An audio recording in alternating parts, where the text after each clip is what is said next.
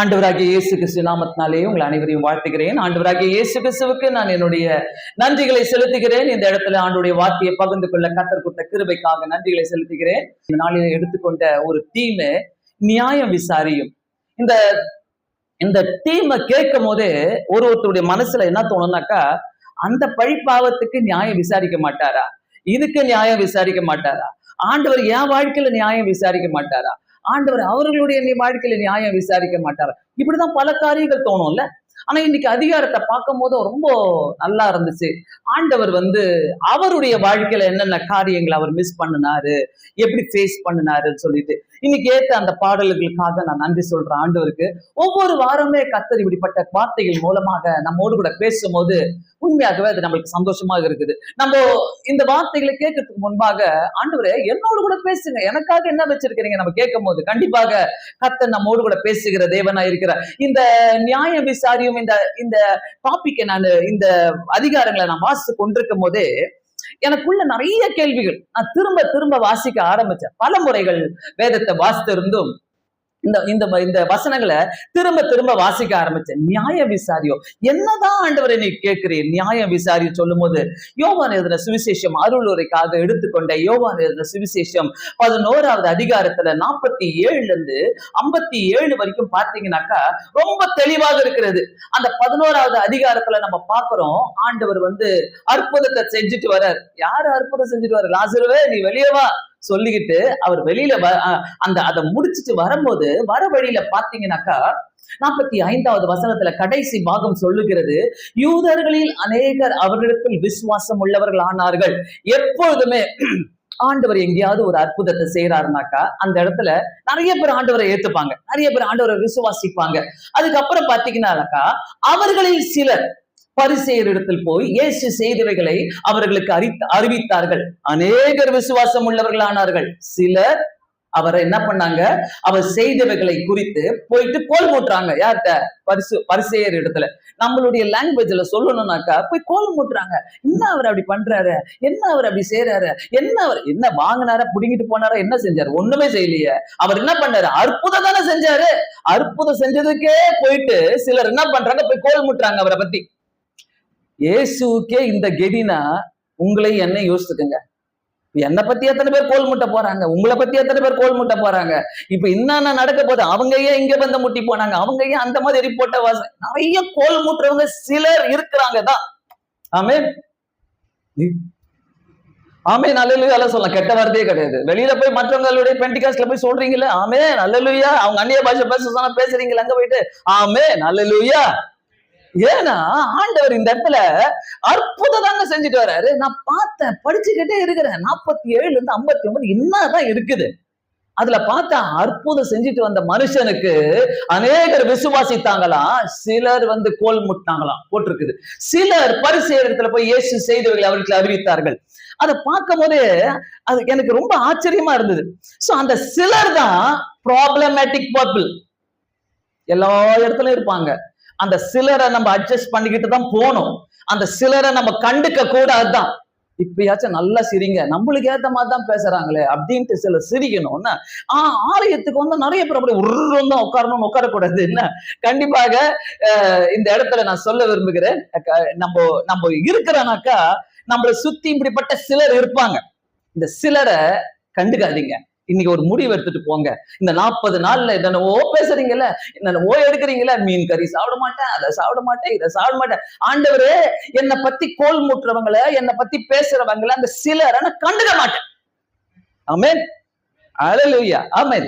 So 47வது வசனத்துல பார்க்கிறோம், அப்பொழுது பிரதான ஆசாரியரும் பரிசேயரும் ஆலோசனை சங்கத்தாரும் கூடி வர செய்து, நாம் என்ன செய்கிறது?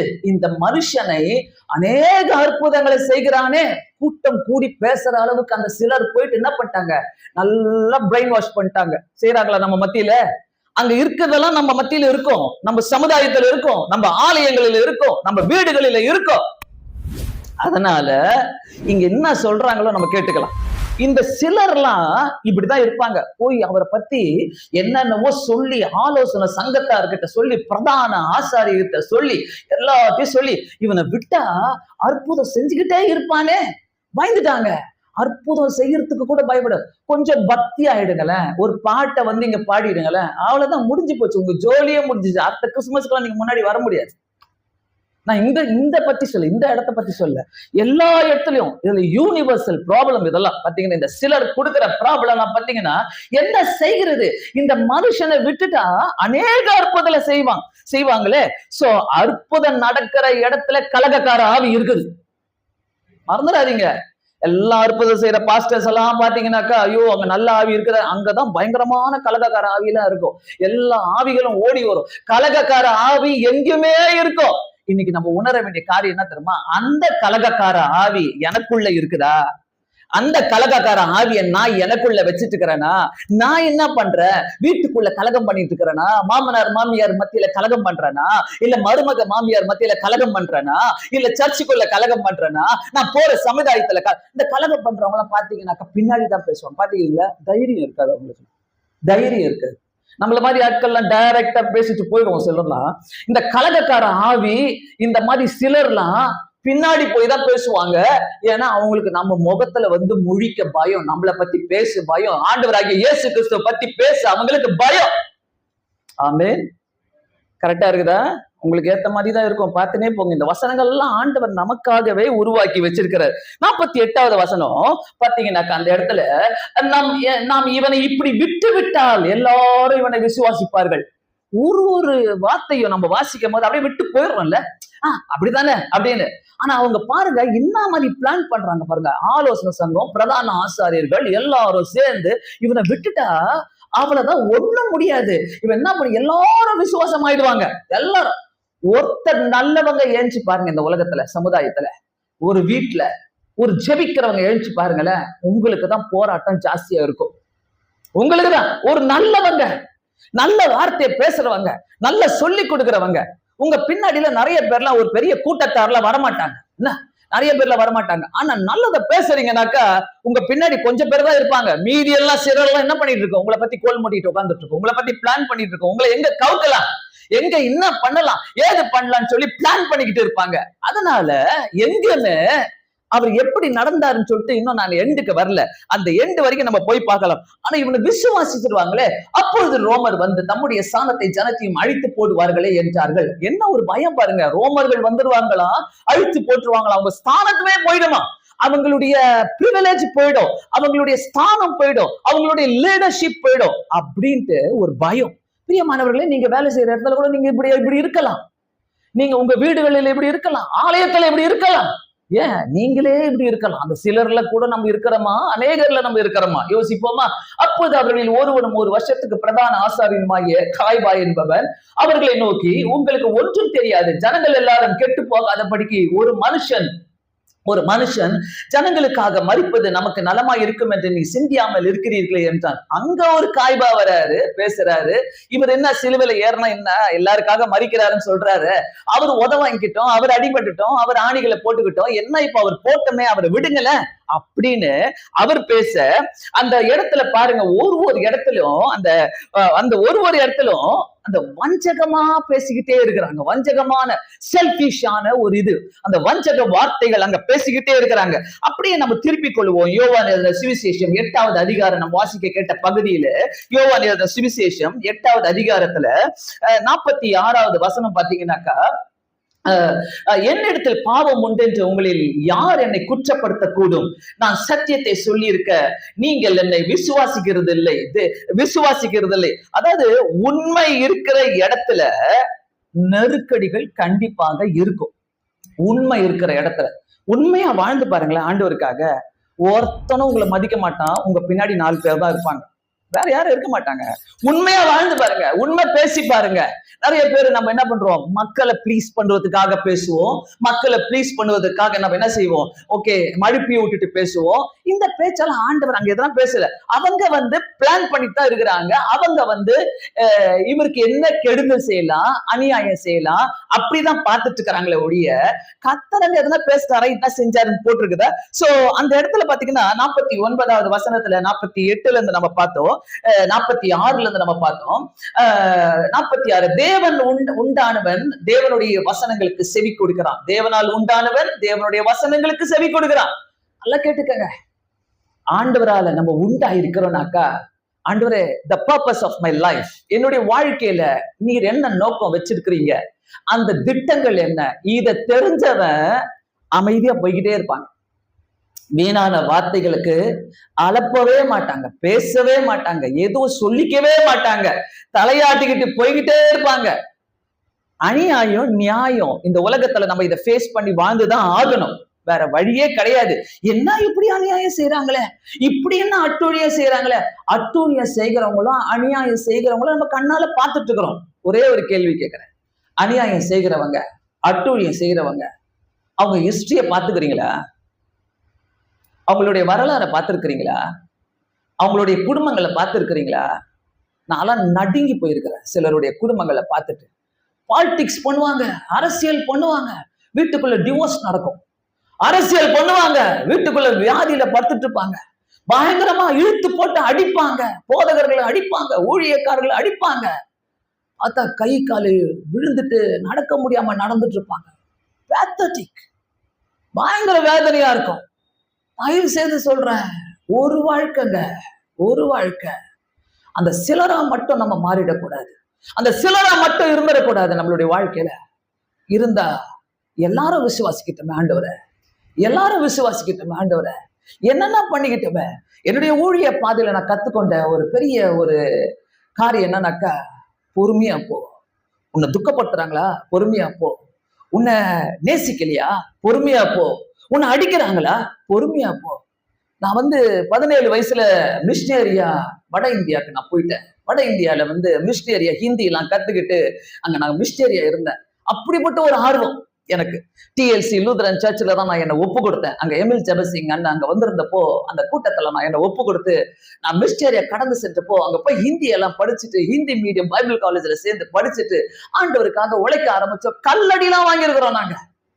நான் ஒரு இடத்துல ஷிம்லால இந்த மலைக்குள்ள ஏறினீங்கன்னா ஒரு 5 வீடு இருக்கும். இறங்கி இந்த மலைக்கு என்னோட மலையில ஏறணும், அங்க ஒரு 5 வீடு இருக்கும். பையில பாத்தீங்கன்னா 30 பைபிளை சுமந்துகிட்டு போவோம். சுமந்துகிட்டு போகும்போது ஒவ்வொரு வீட்டுல ஈசுவசிக்க பாருமே அப்படி இயேசுவை பத்தி இருக்குது இந்த பைபிள், இதை வாசிங்க, டோரை தட்டி டிராக்ஸ் கொடுத்துட்டு வருவோம். ஒரு நாள் ஒரு வீட்டுல நான் டிராக்ஸ் கொடுத்துட்டு டோரை தட்டி இது இயேசுவாமியை பத்தி இருக்குது படிங்கன்னு சொல்லிட்டு இந்த காமிக்ஸ் புக்கு பைபிள் எல்லாம் கொடுத்துட்டு வரேன். ஓடி டமால் கதவை தடிச்சாங்க. ஓடி அடுத்த நிமிஷமே பால்கனியில ஒரு சூட குழம்பு எடுத்து என் முதுகுல ஊத்துனாங்க. அடுத்த நிமிஷம் பார்க்கறேன் அப்படியே உள்ள நுழைஞ்சிட்டாங்க. என்ன பண்ண சொல்றீங்க? அந்த இடத்துல நான் அழுவுல, ஒன்ன பண்ணல, ஒன்னே ஒண்ணு நினைச்சேன், ஏசப்பா எனக்காக கெத்செமனே தோட்டத்துல போய் அழுதிங்க, அந்த பெரிய அந்த இடத்துல போயிட்டு சிலுவையை சுமந்துக்கிட்டு போனீங்க, ரோடு ஃபுல்லா அந்த தெருவெல்லாம் ரோட சுமந்துட்டு போனீங்க, அந்த தெருவுல அவ்வளவு பெரிய சிலுவை நீங்க சுமந்துட்டு போனீங்க. இந்த 30 பைபிளை சுமந்துட்டு போறதுக்காக இந்த குழம்பு ஊத்தினாலும் சரி, நெருப்ப போட்டாலும் சரி, என்ன பண்ணாலும் சரி. பிரியமானவர்களே, சாதாரண ஒரு விஷயத்துக்கு கூட எவ்வளவு கோபம் வருதுல்ல, ஒரு நியாயம் இல்லாம நம்ம நடந்துக்கிறோம்ல, ஒரு சாதாரண அந்த நம்மளுடைய அந்த ஹியூமன் டெண்டன்சி நம்ம காணாம போயிடுது இல்ல நம்மளுடைய வாழ்க்கையில. ஆண்டவருக்கு இவ்வளவு கேள்விகள், இவ்வளவு குற்றங்கள், அவர் அற்புதங்களை செஞ்சுட்டு வந்த தேவனுக்கு இவ்வளவு அநியாயங்களை செய்து அவரை பத்தி இவ்வளவு பேசிக்கிட்டு இருக்கிற இந்த உலகத்துல அவர் ஃபேஸ் பண்றாரு பாருங்க. ஏன் நீங்களும் நானும் அவருடைய சீஷர்களாக வாழ்ந்துட்டு இருக்கிறோமே, எதற்காக நம்ம கிறிஸ்தவர்களா வாழ்ந்துட்டு இருக்கிறோம்? அநியாயம், அநியாயம். இந்த வார்த்தையை கேட்கும் போதே நான் பயப்படுறேன் ஒரு நிமிஷமும். அநியாயம் எங்க நடக்குது? அநியாயம் ஏன் யாருக்குள்ள நடக்குது? அநியாயம் யார் அநியாயத்தை செய்கிறார்கள்? நானா? ஒருத்தரும் கேட்க வேண்டிய கேள்வியா இருக்குது. ஒருத்தரை பார்த்து ஒருத்தர் சிரிச்சு விஷ் பண்றதுக்கு இவ்வளோ கஷ்டப்படுறோம்ல. இன்னைக்கு பாக்குற முகத்தை நாளைக்கு நம்ம பார்க்க போறோமா? நாளைக்கு இருக்க போறாங்களா? கல்லறையில போயிட்டு ஐயோ அவன் பரதாம போய் நிக்கிறான் அவங்க முன்னாடி. அவங்க வீட்டுல இறந்துட்டாங்கன்னா அவங்க முன்னாடி போய் நமக்கு பரதாம நிக்கிறதுக்கு நல்லா இருக்கும் போதே 2 வார்த்தையை பேசலாமே, நல்லா இருக்கும் போதே நீங்க எப்படி இருக்கிறீங்கன்னு கேட்டு போலாமே, ஆலயத்துக்கு வரமே, ஒருத்தரை பார்த்து ஒருத்தர் சிரிச்சுட்டு போலாமே, ஒருத்தர் பார்த்து எப்படி இருக்கிறீங்க கேட்டு போகாம இந்த வாரம் வரீங்க, அடுத்த வாரம் வருமா? நிச்சயம் இருக்குதா? பிரியமானவர்களே, பயங்கரமான ஒரு உலகத்துல வாழ்ந்து கொண்டிருக்கிறோம். ஏன் நம்ம மேல எந்த குண்டும் விழாம இருக்குது? நம்ம பரிசுத்தவான்களா? இல்ல நம்ம பெரிய ஆட்களா? ஆண்டவருக்காக நிறைய வேலையை செய்து விட்டோமா? இல்லையே, ஒண்ணுமே செய்யலையே. ஏன் நம்ம மேல குண்டு விழ? ஆண்டவர் காத்துன்னு தான் இருக்கிறாரு. உன் மேல என்ன குண்டு போடலாம், நீ அநியாயம் பண்ணினா எப்படிப்பட்ட குண்டை உன் மேல போடலாம் காத்துட்டு தான் இருக்கிறாரு. யாரும் எஸ்கேப் ஆக முடியாது. ஒருத்தரவே எஸ்கேப் ஆக முடியாது. கவலைப்படாதீங்க. எனக்கு இந்த அநியாயத்தை செஞ்சுட்டு போயிட்டாங்களே, இப்படி பண்ணிட்டு போயிட்டாங்களே, இப்படி இருக்கிறாங்களே, கவலையே படாதீங்க. கண்ணெதிர்க்க பார்க்க வைப்பார், கண்ணெதிர்க்க பார்க்க வைப்பாரு. அதனால ஒவ்வொரு இடத்துலயுமே ஆண்டவரே, அந்த அநியாயம் இருக்கிற இடத்துல, சத்தியம் இருக்கிற இடத்துல நெருக்கடிகள் இருந்துதான் ஆகும்.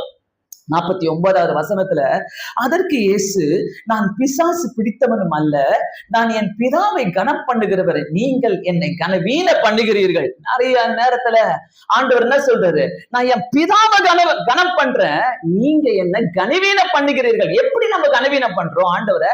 பல விதத்துல கனவீனம் பண்றோம். பல விதத்துல நம்ம நினைச்சுக்கிறோம், வந்து ஞானப்பாட்டை பாடிட்டா நம்ம பரலோகம் போயிடுவோம், வந்து சங்கீதம் பாடிட்டா பரலோகம் போயிடுவோம், நம்ம பாடலை பாடிட்டா பரலோகம் போயிடுவோம், மியூசிக் வாசிச்சா பரலோகம் போயிடுவோம். மனம் திரும்பி இருக்கிறோமா? அததான் ஆண்டவர் கேட்கிறாரு இன்னைக்கு. மனம் திரும்பி இருக்கா? மனம் திரும்பதெல்லாம் கேட்டாலே என்னன்னே புரியாது நிறைய பேருக்கு. நான் மனம் திரும்பிட்டேன். எப்படி மனம் திரும்பினீங்க? என்ன பண்ணீங்க? கர்த்தர் வாக்கு தத்தம் கொடுத்தாரா? அதெல்லாம் ஒண்ணும் தெரியாது. எனக்கெல்லாம் நான் 16 வயசுல ஆண்டவரை ஏற்றுக்கொண்டேன். எங்க அம்மா அப்பா ஊழியக்காரர் தான். ஆண்டவரை 16 வயசுல நான் ஏற்றுக்கொண்டேன். 17 வயசுல ஊழியத்துக்கு போறேன். எனக்கு கொடுத்த வாக்கு தத்தத்தை நான் சொல்ல தெரியும். எனக்கு கர்த்தர் என்ன மனம் திரும்பினார், என்ன மனம் திரும்ப வைத்தாருன்னு சொல்லிட்டு. ஆனா எத்தனை பேருக்கு இந்த அனுபவம் இருக்குது? கனவீன பண்ணிட்டு இருக்கிறோம் நம்ம ஆண்டவரை. அநேக நேரங்களிலே நான் சொல்லுவேன், யார் என்கிட்ட வந்தாலும் சரி, எப்படி வந்தாலும் சரி, நான் இந்த ஜெபிக்கலாம் வாங்க தினமும் என்ற ஒரு ஆன்லைன் பிரேயரை நான் நடத்திட்டு இருக்கிறேன். அதுல வர பிரேயர்ஸ் நீங்க பார்க்கணும், அதுல வர போன் கால்ஸ பார்க்கணும். அம்மா ஜோம் பண்ணுங்க, எனக்கு விரோதமா கோர்ட்ல கேஸ் போட்டுக்கிறாங்க, என் புருஷன் என்ன நேசிக்கிறதே இல்லை, என்னை தள்ளி விட்டுறாங்க, என்னை தள்ளி விடுறதுக்காக என் மேல நிறைய அலிகேஷன்ஸ் போட்டிருக்கிறாங்க, தயவு செய்து ஜோ. இப்படி எல்லாம் கேட்கும் போது அப்படி சில நேரத்துல நடுங்க. சில நேரத்துல அவங்க போன் கால்ஸ கேட்கும் போது, ஐயோ ஆண்டவரே இப்படி எல்லாம் இருக்கிறாங்களே, எவ்வளவு சுகபத்திரமா நீர் வைத்திருக்கிறீரு ஆண்டவரே, நன்றி சொல்றாங்க. நம்ம ஆண்டவருக்கு நன்றி சொல்ல கடமைப்பட்டிருக்கிறோம். நியாய தீர்ப்புன்னு ஒண்ணு இருக்குது, நியாயம்னு ஒண்ணு இருக்குது. ஆண்டவர் இந்த உலகத்துல நம்மளை அப்படியே விட்டுட்டு போகவே மாட்டார். நோ, எனி டைம் நீங்க எடுத்துக்கங்க. நம்ம ஒவ்வொரு செய்கைகளுக்கும் நம்ம ஆண்டவருக்கு அவருக்கு கணக்கு ஒப்புவித்துதான் நம்ம ஆக வேண்டும். சோ இதுல 8வது அதிகாரம் 54வது வசனம் 54 அவர் என்னென்ன கேள்விக்கிற, நீ பிசாசு பிடித்தவன் சொல்றாங்க. அந்த 52வது வசனத்துல, அப்போது யூதர்கள் அவரை நோக்கி, நீ பிசாசு பிடித்தவன் என்றும் நாங்கள் அறிந்திருக்கிறோம், ஆபிரகாம் தீர்க்கதரிசிகள் மரித்தார்கள், நீயோ ஒருவன் என் வார்த்தை கை கொண்டால் என்றைக்கும் மரம் ருசி பார்ப்பதில்லை, எங்கள் பிதாவாகிய ஆபிரகாமிலும் நீ பெரியவனோ? கேக்குறாங்களா? நீ என்ன பெரியால பேசுறோமா? வீட்டுல பேசுறோமா? வீட்டுல பேசுற வார்த்தை தான் சபையில பேசுறோம், சபையில பேசுறதுதான் சமுதாயத்துல போய் பேசுறோம். நீ பெருசா நான் பெருசா? இன்னைக்கு வரைக்கும் இருக்குதுல்ல அது, இன்னைக்கு வரைக்கும் அது வந்து தன்னுடைய கையை ஆட்டிட்டு தானே இருக்குது, கொடி பறந்துட்டு தானே இருக்குது. அங்க பாருங்க, யாரு வந்து கேட்கிறா? அந்த சிலர் தான் இயேசு கிறிஸ்துவ வந்து கேட்கிறாங்க, நீ பெரியவனா? நீ பெரியாளா? நீ யாரு? நீ எப்படிப்பட்டவ? இப்படிலாம் கேட்கும் போது ஆண்டவர் வந்து என்ன பதில் சொல்லுவாரு? அவரை போட்டு பெரட்டி எடுக்கிறாங்க, அவரை போட்டு ஒண்ணு இல்லாம ஆகுறாங்க. இந்த மாதிரி கேள்விகள்லாம் வரும்போது ஒன்னே ஒண்ணு நினைச்சுக்கங்க, கர்த்தர் உங்களுக்காக வைத்திருக்கிற ஆசீர்வாதம் உங்களுக்கு மட்டும்தான். அதை பிடுங்கி இன்னொருத்தருக்கு கொடுக்கிற தேவனே கிடையாது. ஒரு நாளும் நீங்க மற்றவங்களை பார்த்து ஆசைப்படவே வேணாம். ஐயோ அவங்க விட்டா அவங்க முன்னேறிடுவாங்க போல, ஐயோ அவங்க வாசிடுவாங்க போல. அவங்க நிறைய சர்ச்சில், நான் அநேக டிஎல்சி சர்ச்சுகளை பிரசங்கிக்கிறதுக்கு போறதுக்கு முன்பு நிறைய சர்ச்சில் நான் கேட்கிற பாடங்கள் என்ன தெரியுமா? அந்த நபரை எடுத்துடணும், கொயர்ல இருந்து எடுத்துடணும். அவங்க பையன், அவங்க ஆள், அது எடு, ஆளை மாத்து. வேற கட்சி மாறுச்சுன்னா இவங்க ஆளை போடு, திருப்பி இவங்க ஆளை போடு, எங்க ஆளை போடு, அவங்க ஆளை எடுத்துரு. எங்கயா போய் முடிய போகுது? பரலோகத்துல இப்படி போய் பண்ண முடியுமா? பரலோகத்தை உள்ள கூட நுழைய முடியாது இந்த எண்ணத்தோடு. நம்ம கனவீன பண்ணுகிறீர்கள். அதாவது நம்மள நிறைய சத்தியத்தை கேட்டவங்க இன்னைக்கு யூடியூப்ல எடுத்துக்கிட்டீங்கன்னா, இப்படி பண்ணாலே சத்தியம் வந்துட்டே இருக்குதா, உன்னை கர்த்தர் ஆசீர்வதிப்பான்னு சொன்னா அதுலயே மயங்கி அப்படியே ஜொல்லு ஊத்திக்கிட்டு அப்படியே என்ன பண்ணுவோம், அப்படியே தமால் விழுந்துருவோம்.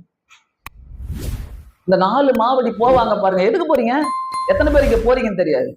இந்த சபையெல்லாம் விட்டுருவாங்க. 4 மாவடியில தான் அவர் ஒரு போதகர் ஒருத்தர் பேசுவார். நல்லா பேசுவார். என்ன சொல்லுவாருனாக்கா, 4 மாவடியில என்ன மோகன் சீலாசஸ் உனக்கு பாஸ்டரா, அங்க ஏன் போற, உன் சர்ச்சை விட்டு ஏன் போற, அப்படி கேள்வி கேட்பாரு அவர். நல்லா இருக்கும் அவர் பேசுறது யூடியூப்ல. இங்க இருந்து வருஷத்துக்கு ஒரு தடவை வேளாங்கண்ணி போயிட்டு வர மாதிரி, திருத்தணி போயிட்டு வர மாதிரி, திருப்பதி போயிட்டு வருவேன். 4 மாவடி போறோம், அங்க போய் உட்காந்துட்டு வருது. 4 பேரை சோறு கிடைக்காங்க. நீ நினைச்சு பாரு, மோகன் சீலாசஸ் நீ ஏதோ ஜெபம் பண்ண வந்துக்கிற போலன்ட்டு. நீ போய் ஜாலி ட்ரிப்பு, பாவத்துக்காக போவ, பரிதாபத்துக்காக போவ, காணிக்க கொடுத்துட்டு வரணும்னு போவ, என்னுடைய சுகத்துக்காக போவ, எல்லாம் தான் நடக்கும். திருப்பி வரும்போது அப்படியேதான் நீ வருவ, வேற வழியே இல்லை. இங்க இருந்து எது கிட்ட உங்களுக்கு ஏசு அழைக்கிறார் கோபுரமா, அந்த கோபுரம் ஓடிடுவாங்க. இல்லைன்னா வேற எங்கனாச்சும் பெரிய சர்ச் தேடிட்டு போறவங்க இன்னைக்கு நிறைய பேர் இருக்கிறாங்க. பக்கத்துல ஏதோ ஒரு சர்ச் இருக்குது, நாங்க பார்த்தோம் வர வழியில, ஏஜி சர்ச். அங்க ஓடிடுவோம். எங்க போறீங்க?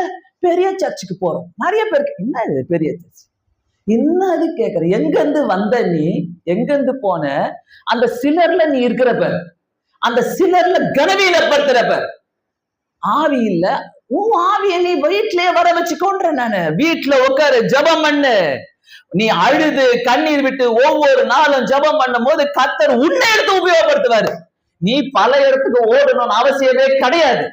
பிரியமானவர்களே, ஆலயத்துக்கு வருவோம், இங்க செய்வோம், கூப்பிடுறது யாரு?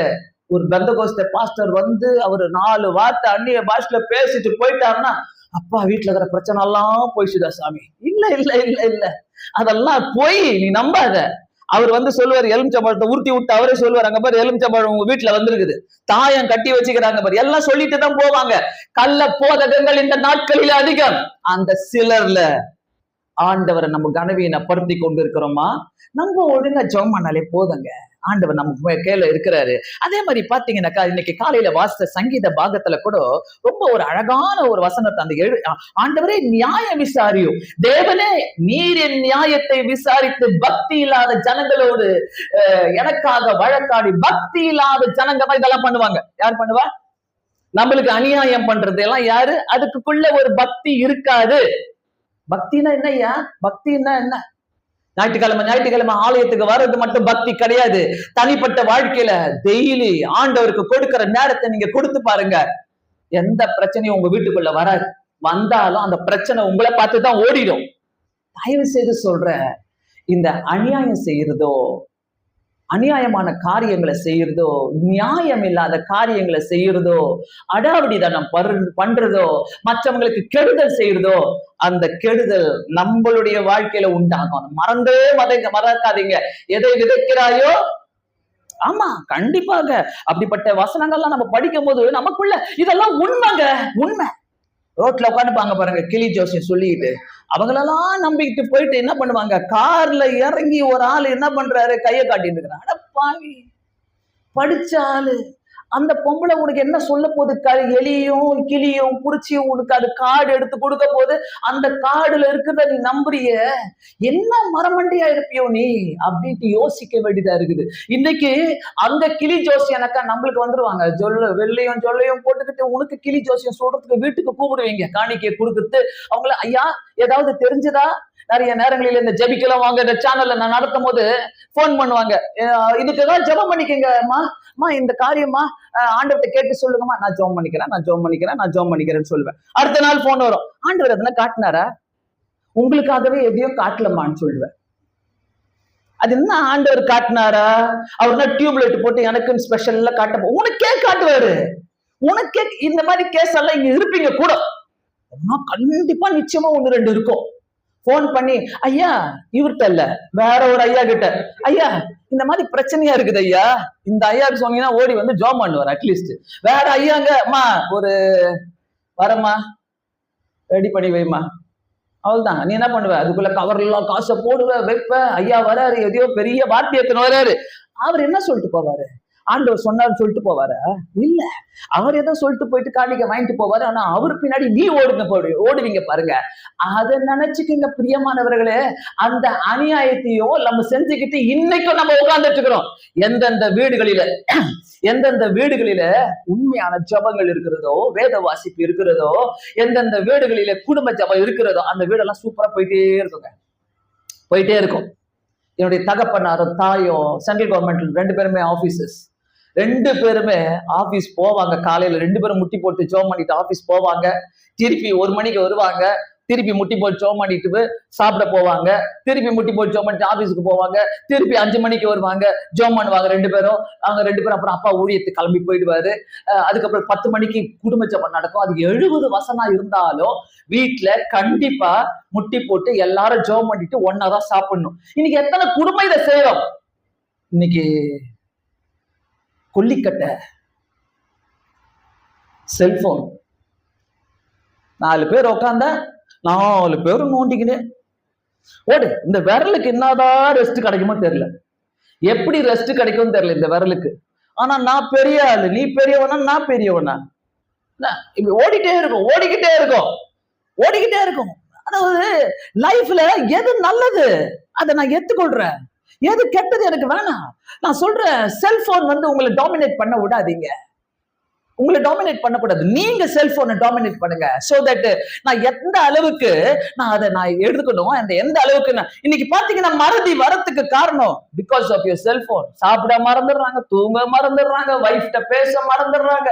எத்தனை வைஃபுங்களை இன்னைக்கு கேட்டீங்கன்னாக்கா எங்க வீட்டுக்கு பேசுறதே இல்லை, லேப்டாப் தூக்கி வச்சுக்கிறாரு, அப்பப்போ லேப்டாப் வேலை வேலை வேலைன்னு சொல்றாரு. எத்தனை வைஃப் கம்ப்ளைண்ட் பண்றாங்க, பேசுறதே இல்லை, பேசுறது. வீட்டுக்குள்ள அந்த ஃபெலோஷிப்பே போயிடுச்சு. குடும்ப ஜெபம் தான் ஒரு ஃபெலோஷிப்பை உண்டாக்குச்சுங்க ஒரு வீட்லயும். இன்னைக்கு எந்த வீட்டுல நடக்குது? எத்தனை பேரண்ட்ஸ் உங்க பிள்ளைங்க உங்களை பாக்குறாங்க நீங்க முட்டி போட்டு ஜெபிக்கிறத. என் வீட்டுக்குள்ள டிவோர்ஸ் வராது, என் வீட்டுக்குள்ள பிரச்சனை வராது, என் வீட்டுக்குள்ள கடன் பிரச்சனை வராது, என் வீட்டுக்குள்ள சண்டை வராது. டெய்லி சண்டை நடக்கும் சில குடும்பத்துல எல்லாம், டெய்லி தினமும் ஒவ்வொரு நாளும் சண்டை தான், எரிச்சல், கோபம், ஒருத்தரை டாலரேட் பண்ணாத அளவுக்கு கோபம் வரும். பிரியமானவர்களே, ஆண்டவர் வந்து இது எல்லாத்தையுமே கிராஸ் பண்ணி வராரு. Everything what ever he faced. அங்க கேக்குறாங்க, நீ பெரியவனா, நீ பெரியவனா? ஆண்டவர் என்ன சொல்லுவாரு? ஆண்டவர் தான் பெரியவர் காட்டிட்டாரு, நீ என்ன கேள்வி கேட்கிற? நான் பெரியவனா? ஆண்டவர் ஒருத்தர் கிட்ட ஒரு பெரிய பொறுப்பை கொடுத்திருக்கிறாருனாக்கா அது நீங்க தாங்க. ஆண்டவர் உங்களுக்காக எடுக்கிற தேவனா இருக்கிறாரு. அதுக்கப்புறம் பாத்தீங்கன்னாக்கா 54வது வசனத்துல இயேசு பிரதித்திரமாக, என்னை மகிமைப்படுத்தினால் அந்த மகிமை வீணா இருக்கும், என் பிதா என்னை மகிமைப்படுத்துகிறார், அவரை உங்கள் தேவன் என்று நீங்கள் சொல்லுகிறீர்களே. கேக்குறாங்க, நான் மகிமைப்பட்டா என் பிதா மகிமைப்படுவாரு, என் பிதா மகிமைப்படுவாரு. அதுல கீழே வாசித்தீங்கன்னாக்கா அதுக்கப்புறமா 56வது வசனத்துல, உங்கள் பிதாவாகிய ஆபிரகாம் என்னுடைய நாளைக்கான ஆசையா இருந்தான், கண்டு களி கூறினான். அவங்களுக்கு ஆண்டவர் பேசுறது எதுவுமே புரியல, ஆண்டவர் பேசுறது எதுவுமே புரியல. ஏன்னா ஆண்டவர் என்ன சொல்றாரு? காதுள்ளவன் கேட்க கடவன். அந்த காதை நம்ம ஆண்டவருக்கு கொடுத்தாதான் நம்ம ஆண்டவருடைய வசனத்தை கேட்க முடியும். நான் நினைக்கிறேன், இந்த உலகத்துல வாழும் போது நம்ம எவ்வளவு பயந்து வாழ வேண்டியவர்களா இருக்கிறோம், எவ்வளவு நம்ம ஆண்டவருக்கு பயந்து நீ மனுஷனுக்கு பயப்படுறே இல்லையோ, ஆண்டவருக்கு பயந்தே தான் ஆகணும். அநியாயம் செய்வர்களை பத்தி உட்கார்ந்து டிப்ரெஷன்ல போகாதீங்க, அநியாயம் செய்வர்களை நினைச்சு நினைச்சு நினைச்சு கதறாதீங்க. அநியாயம் செய்கிறவன் இன்னும் அநியாயம் செய்யட்டும், நியாயம் செய்கிறவர் இன்னும் நியாயம் செஞ்சு கொண்டே இருக்கட்டும், பரிசுத்தமா இருக்கிறவன் இன்னும் பரிசுத்தமா இருந்து கொண்டே இருக்கட்டும். பிரியமானவர்களே, இத்தனை வார்த்தைகள் இருக்கும் போது நான் ஏன் இந்த உலகத்துல பயப்படணும்? எதுக்காக பயப்படணும்? என் கூட ஆண்டவர் இருக்கிறாரு. ஹல்லேலூயா. ஆண்டவர் என் கூட இருக்கும் போது கவலையே கிடையாது. எனக்காக வைத்திருக்கிற ஒவ்வொரு ஆசீர்வாதங்களும் எனக்கு தந்தே தீர்வார் ஆண்டவர். என்ன மாதிரி கேள்விக்கு பாருங்க. அப்போது யூதர்கள் அவரை நோக்கி, உனக்கு இன்னும் 50 வயசு ஆகவில்லை, நீ ஆபிரகாமை கண்டாயோ? இப்படி போட்டா அப்படி, அப்படி போட்டா இப்படி, இப்படி போட்டா சிலர். அந்த சிலர் நம்ம பாடுபட வேண்டியதா இருக்குது. அந்த சிலர் நம்ம எங்க போனாலும் இருப்பாங்க. அந்த சிலருக்காக பயப்படாதீங்க. அந்த சிலர் வந்து உங்களுடைய ப்ரமோஷனை கூட நிறுத்தலாம், அந்த சிலர் வந்து உங்களுடைய உயர்வை கூட நிறுத்தலாம், அந்த சிலர் வந்து உங்களுக்கு அநியாயமா பேசலாம். கவலையே படாது, படவே படாதீங்க. ஆண்டவர் நம்ம கூட இருக்கிறாருனாக்கா நமக்காக உயர்ந்த காரியங்களை வைத்திருக்கிறார். நான் நம்புகிற ஒரே காரியம் முழங்கால். நீங்க என்னன்னா பேசுங்க, என்னன்னா பண்ணுங்க, முழங்கால முட்டி போட தெரிஞ்சிச்சுனாக்கா நீங்க தான் ஜெயிச்சிங்க. எல்லாத்தையும் நீங்க தான் ஜெயிச்சிங்க. நீங்க போயிட்டு ஊர்ல உலகத்துல போயிட்டு இங்க முட்டி போட்டுக்கணும், அங்க போகணும், அந்த கூட்டத்துக்கு போகணும், இந்த கூட்டத்துக்கு போகணும், அவரை போய் பார்க்கணும், அந்த பிரசங்கத்தை கேட்கணும், இந்த பிரசங்கத்தை. ஒரு பிரசங்கம் எப்படி தான் வந்துச்சு, சூப்பரா இருந்தது. கர்த்தர் ஒரு வார்த்தையை வச்சு உங்ககிட்ட பேசினாரா? போதும், ஒரு வார்த்தை, ஒரு வார்த்தை. Take home gift. என்ன இன்னைக்கு என்ன கொண்டு போறோம்? ஆண்டவரே, நான் அநியாயம் செய்யக்கூடாது. அநியாயம் செஞ்சவங்களை கொஞ்சம் யோசித்து பாருங்களேன். அநியாயமா யோசிக்கிறவங்கள, அநியாயமா பேசுறவங்களை கொஞ்சம் யோசிச்சு பாருங்களேன், எப்படி இருக்கிறாங்க? நல்லாவே இருக்க மாட்டாங்க. வெளியில தான் அவங்க நல்லா இருப்பாங்க. அப்படியே நல்லா ட்ரெஸ் பண்ணுவாங்க, நல்லா இருப்பாங்க, நல்லா போவாங்க, நல்லா வருவாங்க. அநியாயம் செஞ்சு இது வீட்டுக்குள்ள அவ்வளோ அழுக்கம் இருக்கும். பிரியமானவர்களே, தயவு செய்து சொல்ற, வீட்டுக்குள்ளேயோ எங்கேயோ நம்மளுக்கு இப்படிப்பட்ட கெதிகள் வராதபடி இருக்கிறதுக்கு, நம்ம பாதுகாத்து கொள்வதற்கு ஜபத்தை வீட்டுல போடுங்க. நான் எங்க போனாலுமே, எந்த பிரசங்கத்திலுமே நான் சொல்ற காரியம், ஜபத்தை வீட்டுல வைங்க, பைபிளை வீட்டுல வைங்க. சும்மா வச்சுக்காதீங்க. வாரத்துக்கு ஒரு நாள் எடுத்து படிக்காதீங்க, டெய்லி எடுத்து படிங்க. நான் மனம் திருமண நாட்களில 16 வயசுல ஒரு நாளைக்கு 25 அதிகாரம் வாசிப்பேன். அந்த 25 அதிகாரம் எங்க போனாலும் விடவே மாட்டேன். 25 அதிகாரம் வாசிப்பேன். வாசித்து 3 மணி நேரம் 4 மணி நேரம் உட்காந்து ஜெபம் பண்ணுவேன். எனக்கெல்லாம் சின்ன வயசுல பாத்தீங்கன்னாக்கா டீச்சர் இருக்கிறாங்க, நான் சொல்றேன், இந்த மேப் கொடுத்துருவாங்க பாத்தீங்களா எக்ஸாமுக்கு. அதுல சொல்லிடுவாங்க, இமாச்சல் பிரதேஷ் எங்க இருக்குது, மத்திய பிரதேஷ் எங்க இருக்குது, தமிழ்நாடு எங்க இருக்குது, அதெல்லாம் நம்ம என்ன பண்ணணும், அந்தந்த பிராக்கெட்ல எழுதணும். உண்மையா சொல்றேன், ஏன்னா நான் டிஎல்சி ஸ்கூல்ல படிச்சேன்.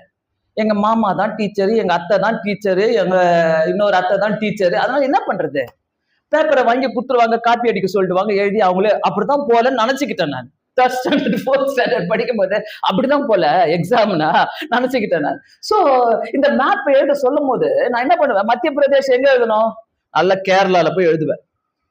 என்ன தமிழ்நாடு எங்க எழுதணும், கீழே எழுதணுமா, அதை தூக்கின்னு போய் ஹரியானால எழுதுவேன். ஒன்னும் தெரியாது. ஆனா 16 வயசுல ஆண்டவரை ஏத்துக்கிட்டப்போ இந்தியா மேப்பை போட்டு ஜெபிக்க ஆரம்பிச்சேன்.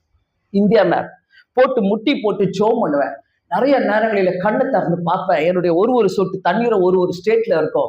17 வயசுல எல்லா ஸ்டேட்டுக்கும் ஆண்டவர் கொண்டு போனார். ஊர் சுத்தத்துக்குள்ள ஊழியம் செய்யறதுக்கு. ஊழியம் செய்ய எங்க அப்பா தைரியமா அனுப்பி விட்டாங்க. என்ன முதல் போறேன், ஒன்னும் தெரியாது, ஒரு பாஷை தெரியாது. சென்ட்ரல் ஸ்டேஷன்ல வந்து என்ன ஏத்துறாங்க, எல்லாரும் அழுகுறாங்க. பிஷப் கூட இருக்கிறார், அண்ணன் அக்கா எல்லாருமே ஊழியத்துல எல்லாரும் அழுகுறாங்க. என்ன பார்த்து, ஐயோ என்ன இவ்வளவு போறிய, நீ போறிய, எவ்வளவு தூரம் போறிய, எவ்வளவு தூரம், கோரக்பூர் நேபாள் பக்கத்துல போற. ஒரு அழ வரல. ஆண்டவருக்காக ஒரு துடிப்பு செய்யணும், ஓடணும், ஆண்டவருக்காக ஊழியர் செய்யணும், எதையாவது செய்யணும். நான் என்ன சொல்ல வரேன்னா, ஒண்ணுமே தெரியாத என்ன இந்தியா மேப் போட்டு ஜெபம் பண்ணதுக்கு 17 வயசு இந்தியா ஃபுல்லா சுத்தி காட்டினாரு. அதுக்கப்புறம் பார்த்தேன், இந்தியா மேப்பை ஜோம் பண்றதுக்கு இந்த அளவா, வேர்ல்டு மேப்பை போட்டு ஜோம் பண்றான் ஆண்டவர் சொல்லிட்டு வேர்ல்டு மேப்பை செவுத்துல ஒட்டிட்டு வேர்ல்டு மேப்பை போட்டு ஜோம் பண்ண உலகம் ஃபுல்லா சுத்த ஆரம்பிச்சாரு. அதான் நம்ம தேவன். அவர் அனுபவிங்க. வாலிப பசங்களா இங்க நிறைய பேர் இருக்கிறீங்களே, அவர் அனுபவிங்க. உங்க ஏஐ சாட் ஜிபிடி அப்படியே அதுக்கு போய் கேட்க வேண்டியது, what can I do next year, go and die. அது ப்ளீஸ் டோன்ட் டூ தட். அது சொல்லும், கோ அண்ட் டை. அப்படித்தான் போன வாரம் யாருக்கும் சொல்லிடுச்சான், அது போய் செத்துட்டாங்க, அப்படியே செத்துட்டாங்க. ஏஐ சொல்லிச்சான், நீ போய் செத்துரு வேடாம், செத்துட்டாங்க. சோ இந்த வேலை எல்லாம் வேணவே. இந்த காலத்து பிள்ளைகளுக்கு பாத்தீங்கன்னா எவ்வளவு சொன்னாலும் புரியாது, என்ன சொன்னாலும் புரியாது. அது ஏஐ சாட் ஜிபிடி தான் அதோடைய நம்பிக்கையே, அதோடைய வேதமே ஏஐ ஆயிடுச்சு இப்போ. ஆனா நான் சொல்றேன், எல்லா ஏஐயும் சாட் ஜிபிடியும் எனக்கு ஆண்டவர் இதுல கொடுத்துருக்கிறார். ஆமென், அல்லேலூயா. பரவாயில்ல, கொஞ்சம் சொல்றீங்க ஆமே, அல்லேலூயா அப்படி சொல்ல வைக்கலாம், பரவாயில்ல. வெளியில போய் எவ்வளவு கையை தூக்கி ஆமே அல்லேலூயா அப்பா அப்பா எவ்வளவு சொல்றீங்க. ஆனா இல்ல, இங்க வந்தா யாருன்னா பாக்குறாங்களா, இப்படி பாக்குறாங்களா, அவங்க பாத்தி அதான் சொல்லிட்டு வாங்களா, இவங்க பாத்தி அதான் சொல்லிட்டாங்களா, அதெல்லாம் பயப்படாதீங்க. ஆமே அல்லேலூயா பைபிள்ல இருக்கிற வார்த்தை, கெட்ட வார்த்தை கிடையாது. ஆமே ஆமே. கெட்ட வார்த்தைனா சொல்லாதீங்க. ஆமே, கெட்ட வார்த்தைனா சொல்லாதீங்க. ஹல்லேலூயா. Praise the Lord, praise the Lord. வாங்க சாப்டருக்கு போலாம். 53ல போட்டு பார்த்தோம். அதுக்கப்புறம் பாத்தீங்கன்னா ஆண்டவர் 50 வயசு, அவனுக்கு வயசை கூட பாக்குறாங்கல்ல இந்த காலத்துல, வயசை கூட பாக்குறாங்க. உனக்கு என்ன பெரிய வயசா, நீ பெரிய ஆளா, நீ பெரிய வயசு ஆயிடுச்சா, 50 வயசா இருந்தா நீ சிசில வா, 50 வயசா இருந்தா நீ பிசிக்கு வா, 50 வயசுக்குள்ள சின்ன பையன் வெளில தருங்க. அது எல்லாம் தெரிஞ்சது, அதனால வந்திருக்குது. ஆண்டவர் யாரை குறிச்சிருக்கிறாரோ அவங்களுக்கு எல்லாத்தையும் தருவாரு. நியாயப்படி செய்யுங்க. எங்க இருந்தாலும் நியாயப்படி செய்யும் போது கர்த்தர் நம்மோடு கூட இருந்து கர்த்தர் நமக்காக வழக்காடுகிற தேவனா இருக்கிறார். பிரியமானவர்களே, மறக்காதீங்க. நான் லாஸ்ட் இயருக்கு முந்தின வருஷம் பாத்தீங்கன்னா யூஎஸ் கனடா போயிருந்தப்போ வீட்டுல ஒரு குடும்பத்தை நான் விட்டுட்டு போயிருந்தேன். அவங்கதான் அந்த வீட்டை பார்த்து பக்கத்துல இருக்கிறாங்க. சோ கொஞ்ச நாள் நான் பாக்குறேன், திடீர்னு நான் வச்சுட்டு போன சில கேஷ்லாம் காணா போயிடுச்சு. நானும் எங்க ஹஸ்பண்டும் டெய்லி 1 மாசம் எல்லா இடத்தையும் தேடுவோம். இங்கதான் வச்சேன் நான் சொல்லுவேன், ஆனா காணா போயிடும். திடீர்னு ஒரு நாள் பாக்குற அந்த கவர் மட்டும் இருக்குது.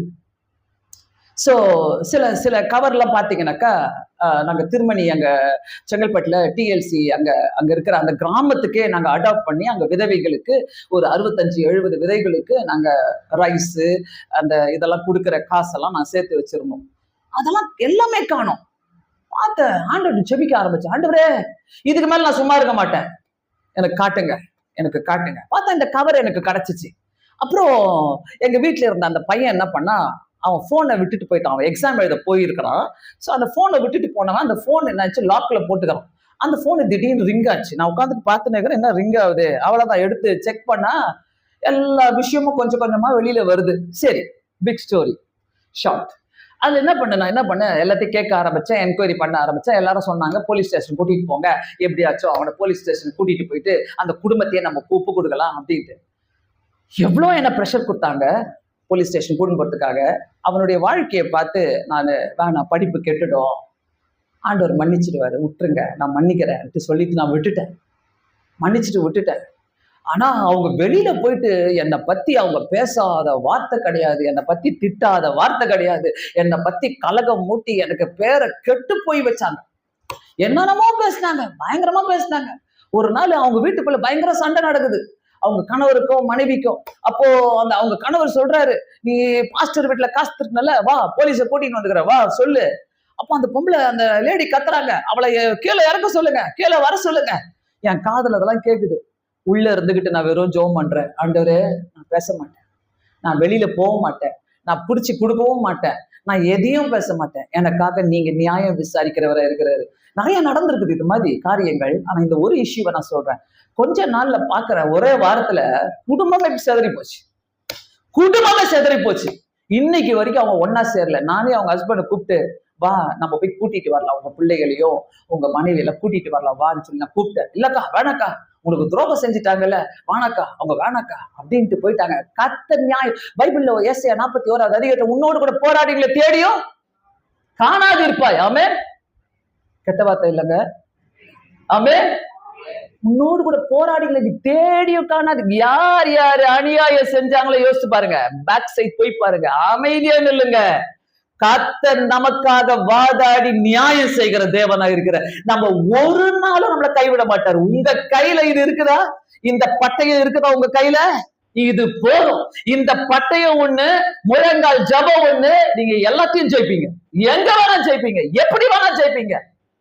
தயவு செய்து மட்டும் ஷார்ட்கட்ல போகணும்னு நினைக்காதீங்க. என்ன ஷார்ட்கட்டு, ஆண்டவரே நான் இந்த ஸ்டாண்டை வாங்கி குத்துறேன், சேர் வாங்கி ஒரு 10 சேர் வாங்கி குத்துறேன் சர்ச்சுக்கு, இவ்வளவு காசு, அதெல்லாம் நீ செய்ய வேண்டிய கடமை, பரிகாரம் கிடையாது. அந்த பரிகாரம் செஞ்சுட்டு நான் போயிடுவேன், பரலோகம் போயிடுவேன். ஆண்டவர் அந்த குத்து விளக்கு, ஆண்டவர் உங்ககிட்ட குத்து விளக்கு கேட்டாரா, கேண்டில் கேட்டாரா, சேர் கேட்டாரா, ஆர்கன் கேட்டாரா? கேட்கலையே. அது உன்னுடைய கடமை. கர்த்தர் உனக்கு சொல்றாரா, செய்யுங்க. யார் யாருக்கும் செய்யறோம், எங்கெங்கயோ போய் செய்யறோம்.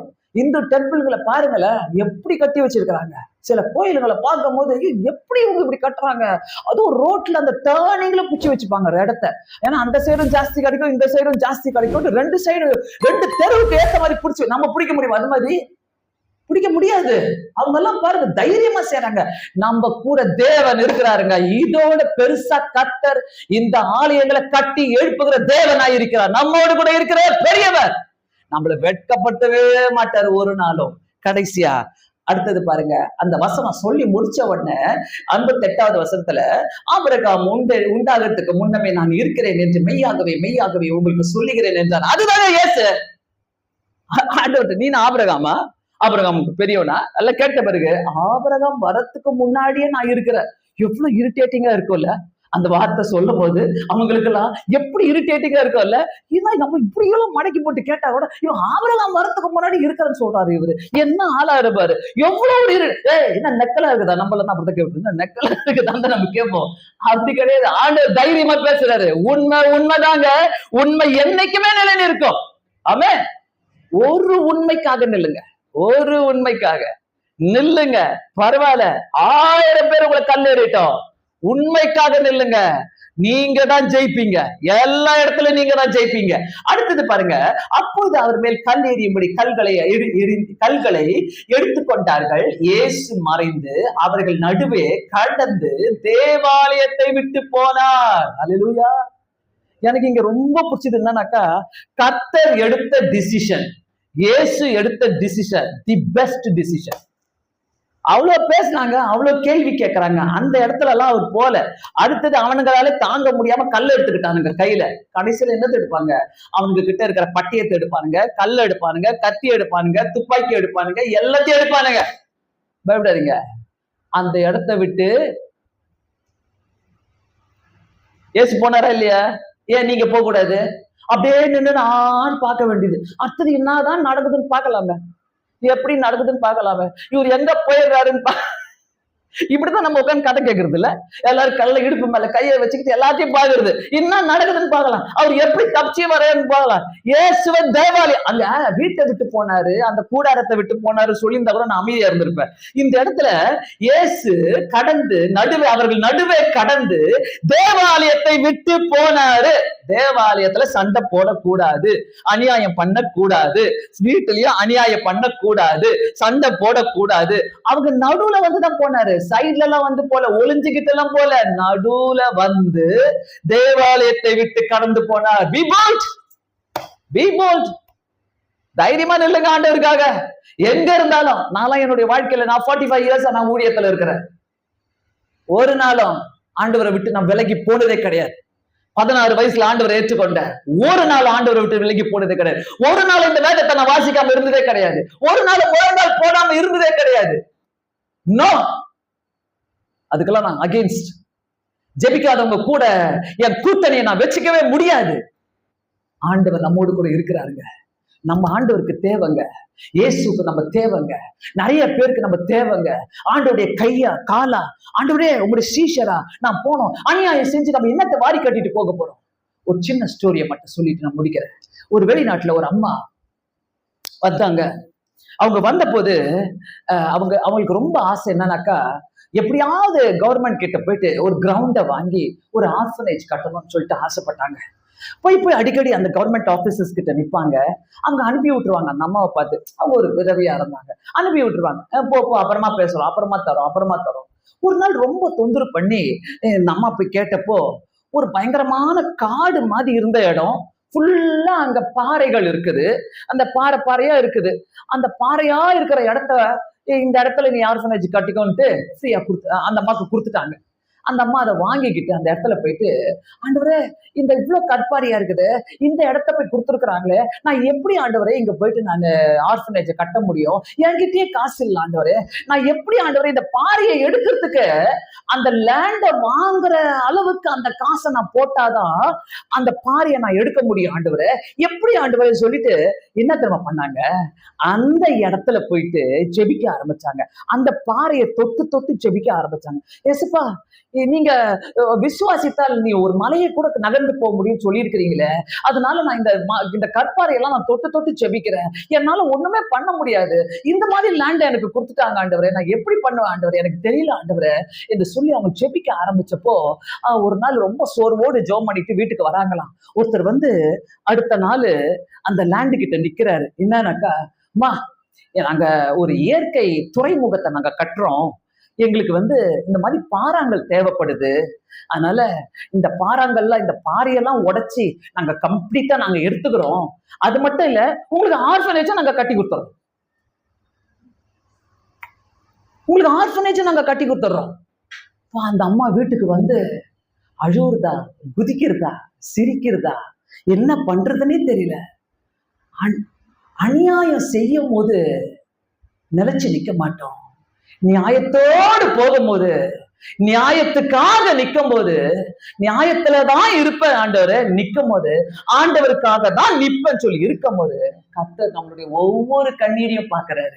ஒவ்வொரு கண்ணீரையும் எடுத்துக்கொண்டு போறாரு. எடுத்துக்கொண்டு போயிட்டு நான் உனக்கு நியாயம் செய்வேன்.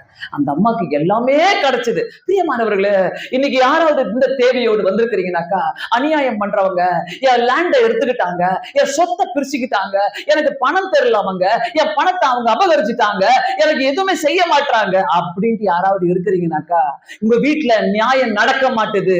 உங்க வீட்டுல உங்க பேச்சுக்கு கேரண்டியே கிடையாது, உங்க பேச்சுக்கு மதிப்பே இல்ல, நான் என்ன செய்வது கலக்கத்தோடு இருக்கிறீங்கன்னாக்கா, உங்களுக்கு வர பொசிஷன் போயிடுச்சுனாக்கா பயப்படாதீங்க. கர்த்தர் நியாயம் செய்கிற தேவன், கர்த்தர் அற்புதங்களை செய்ய தேவன். என்னுடைய மகனுக்கு திருமணமான போது அந்த எக்மோர் ரயில்வே ஸ்டேஷன் பக்கத்துல கர்க் சர்ச்னு உங்களுக்கு தெரியும்ல, அந்த சர்ச் அந்த கிரவுண்ட்ல தான் நாங்க ரிசப்ஷன் வச்சிருந்தோம். அப்போ நானும் எங்க ஹஸ்பண்டும் டெய்லி என்ன பண்ணுவோம், அந்த இடத்துல போயிட்டு முழங்கால் போட்டு ஜோம் பண்ணிட்டோம். டெய்லி அட்லீஸ்ட் ஃபார் 3 weeks முழங்கால் போட்டு, ஆண்டவரே எங்களுக்கு தெரியாது என்ன நடக்க போகுதுன்ட்டு. ஆனா எல்லாம் சொல்லிட்டாங்க, அது ரெய்னி சீசன், மழை வரும், என்ன பண்ண போறீங்க. அப்ப பாத்தீங்கன்னா பயங்கர மழை பெய்யுது. ஆனா நான் சொன்னேன் ஆண்டவர்கிட்ட, ஆண்டவரே ஏர் கண்டிஷன் போட முடியாது, இது ஓப்பன் ஏர், அதனால நீங்க எப்படி மாத்துவீங்கன்னு தெரியாது சொல்லிட்டு டெய்லி ஒரு 10 மணிக்கு போயிட்டு அந்த இடத்துல அந்த கிரவுண்ட்ல ஜோம் பண்ணிட்டு வருவோம். உண்மையா சொல்றேன், கோட் சூட் போட்டு வந்தவங்க, பட்டு புடவை கட்டிட்டு வந்தவங்க, ஹெவியா ட்ரெஸ் போட்டு வரவங்கலாம் ஒரு சொட்டு வேர்வை கூட நாங்க யாரையும் பார்க்கலங்க. அவ்வளோ அற்புதமா நான் சொல்றேன். ஆண்டவர்கிட்ட நம்பி இறங்குங்க, விசுவாசத்தோடு இறங்குங்க. வியாதியை பார்த்து பயந்துடாதீங்க, உங்களுடைய வீட்டில் நடக்கிற பிரச்சனையை பார்த்து பயந்துடாதீங்க, உங்க வீட்டுக்கு முன்னாடி நடக்கிற குழப்பத்தை பார்த்து பயப்படாதீங்க, சர்ச்சில் நடக்கிற எந்த அட்டுழியத்தை பார்த்து பயப்படாதீங்க. ஆண்டவரே நான் ஜெபிக்கிறேன், நான் முழங்கால் போட்டு ஜெபிக்கிறேன் ஆண்டவரே, நான் அன்னால போல ஜெபிக்கிறேன் ஆண்டவரே, நெகேமியாவை போல நான் ஜெபிக்கிறேன் ஆண்டவரே, தானியேலை போல ஜெபிக்கிறேன் ஆண்டவரே, நான் எல்லா காரியத்திலும் உமக்காக எஸ்ராவை போல ஜெபிக்கிறேன் ஆண்டவரே. காரியத்தை மாற்றி போடுகிற தேவனா இருக்கிறார், காரியம் மாறுதலாக அமையும். பிரியமானவர்களை, யாரா இருந்தாலும் முக்கியமாக வாலிப பிள்ளைகளுக்கு நான் என்கரேஜ் பண்ற ஒவ்வொரு கப்பல்ஸ் அண்ட் வாலிப பிள்ளைகளுக்கு நான் என்கரேஜ் பண்ற ஒவ்வொரு காரியமும், ஆண்டவரை விட்டு என்னைக்குமே விலகாதீங்க. You will not be able to achieve anything. உங்களால அச்சீவ் பண்ணவே முடியாது. கர்த்தர் முதல் இருக்கிறாரா, seek first the kingdom of God, முதலாவது தேவனுடைய ராஜ்யத்தின் நீதியை தேடுங்கள், அப்போது எல்லாமே உங்களுக்கு கூட கொடுக்கப்படும். கர்த்தரை முன்னாடி வைக்கிறவங்க தோற்று போனதே கிடையாது. கர்த்தர் நமக்காக நியாயம் செய்கிற தேவனா இருக்கிறாரு. டெய்லி ஜெபம் பண்ணுங்க, பைபிளை வாசிங்க. வேதம் வாசிக்காம, பைபிளை வாசிக்காம, ஜெபிக்காம வீட்டை விட்டு வெளியே போகவே போகாதீங்க. ஃபர்ஸ்ட் கண்டிஷன், உங்களுடைய வீட்டுல இது நடக்கட்டும், குடும்ப ஜெபங்கள் நடக்கட்டும், அநேக அற்புதங்களை பார்த்துக்கிட்டே இருப்பீங்க. அப்படியே கண்களை மூடி நாம் அனைவருமே தலை வணங்கி ஜெபிப்போமாக.